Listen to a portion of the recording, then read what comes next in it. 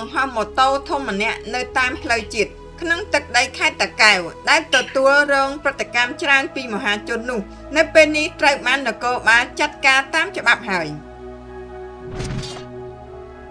ខេត្តតាកែវលោកឧត្តមសេនីយ៍តូម៉ែនលីស្នងការនគរបាលខេត្តតាកែវបានបញ្ជាក់ថាអ្នកបើកម៉ូតូដែលបង្ហោះតាមផ្លូវនេះត្រូវបានកម្លាំងនគរបាលរបស់លោកតាមឃាត់ខ្លួនយកមកសួរនាំតាំងពីម្សិលមិញមកម្លេះសម្រាប់បុគ្គលរូបនេះត្រូវបានលោកឧត្តមសេនីយ៍តូស្នងការបញ្ជាក់ថាគាត់ត្រូវទទួលខុសត្រូវចំពោះមុខច្បាប់ដោយសារម៉ូតូអត់ពន្ធម៉ូតូអត់ស្លាកលេខនិងគ្មានម៉ាន់បើកបររួមជាមួយនឹងការបង្ហោះម៉ូតូបង្កអនាធិបតេយ្យតាមដងផ្លូវអ្នកបើកបរម៉ូតូធំរូបនេះមានឈ្មោះឡាយឈៀងអាយុ